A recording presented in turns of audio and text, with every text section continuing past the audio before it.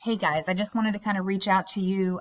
What I'm going to try to do is post videos every Sunday evening. Next week is Labor Day weekend, so it might be Monday evening when you get it because I know you guys are going to be not wanting to watch videos on Sunday evening on Labor Day weekend. So I'll probably send those out Monday evening. But anyways, I wanted to kind of go over the first week.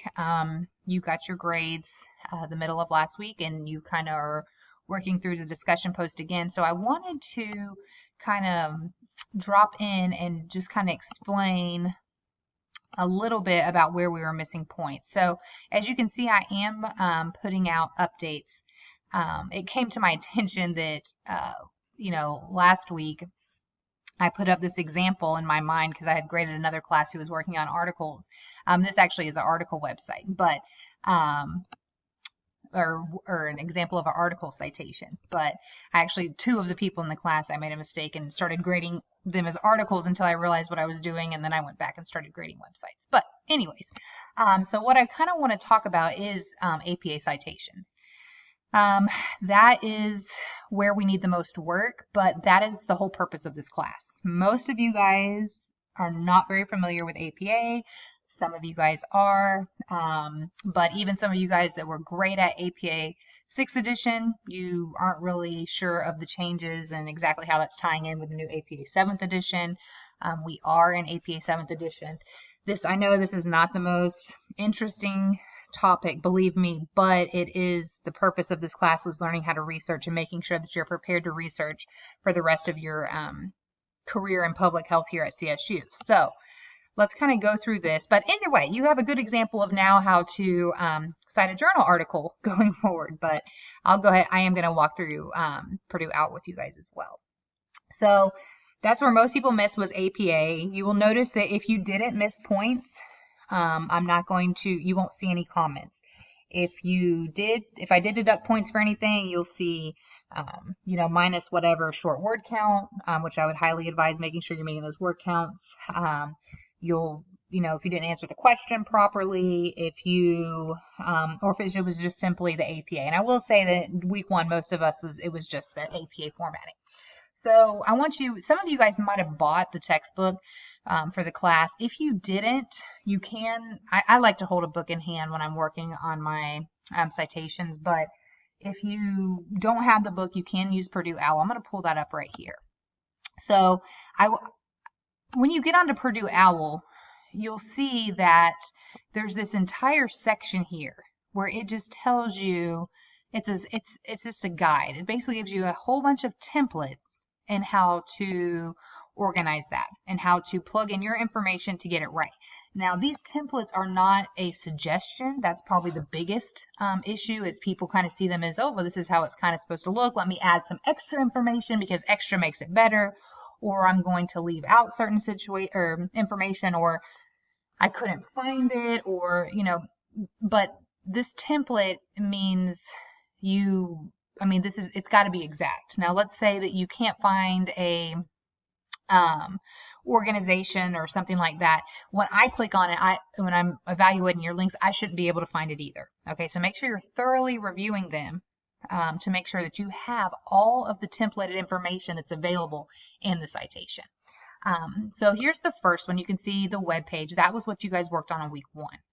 All right, with that, we did have a lot of people that kind of weren't, that's normal. For week one, APA was a little bit rough, but that's pretty typical in a research class. So we are going to, next week, week 3 will be your lit review.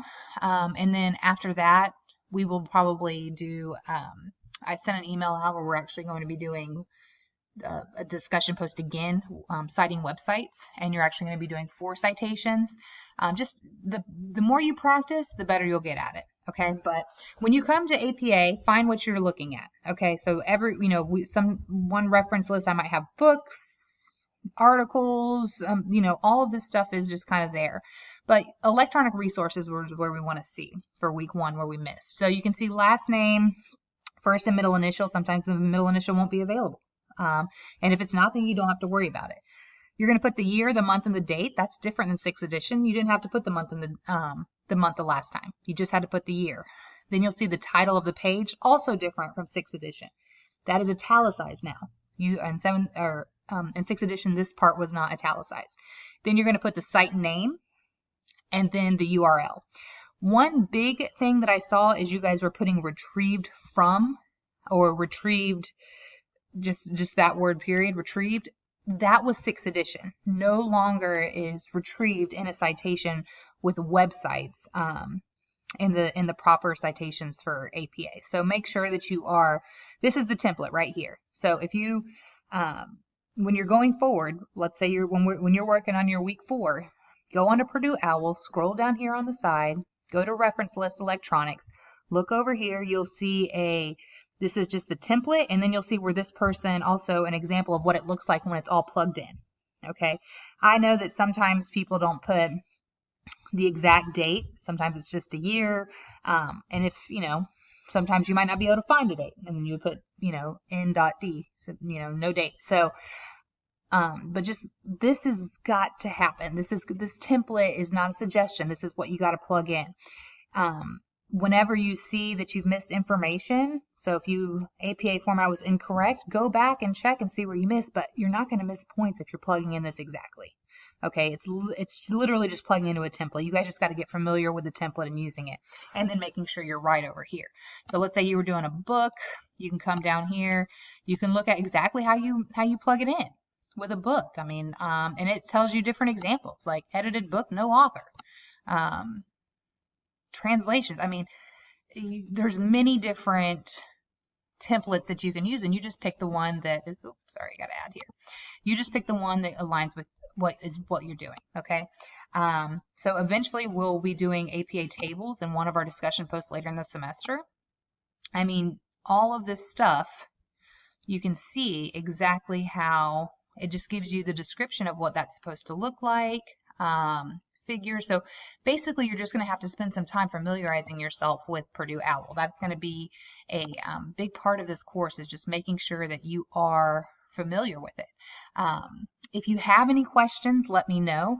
But this should be your first resource. This should be where you're looking at before you ever write the citation. This should be where you're looking at,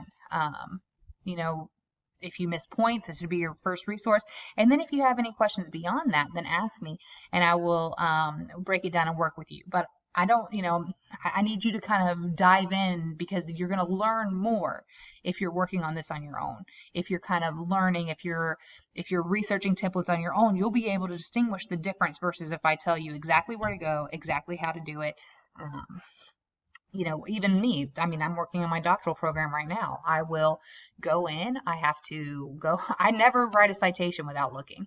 I mean, if I'm doing a general website now, I kind of understand that. But when I'm doing articles, different things, I'm always looking. There's never a time where you're not going to be checking and making sure that you're citing it properly. But this is a research class. This is going to be one of the main things, because when you move past this class, every time you're always going to be writing an APA. Every paper that you write, every research paper, all of that is going to be, I mean, you will lose points if you don't get APA right. That's why I'm going to be a stickler in this class about making sure that we get that right. You guys are in week 2, so you're working through your discussion posts. So you can see here the read and study for this week. You got your chapters here. Come back, you see that you do have another discussion due this week. Let's see.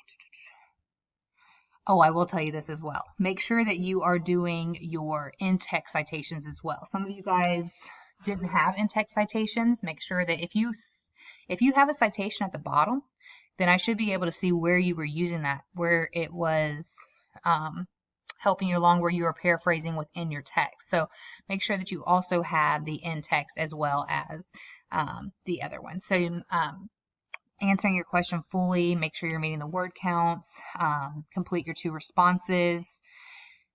Let's see. And then again, you see here, this said the same thing. Do not attempt APA formatting without using the text or Purdue OWL. That's the biggest thing, is use that as your guide. It's just a template. You plug it in. When you plug it in properly, you get full credit. Let's see. So whenever you come over here and you go to discussion 2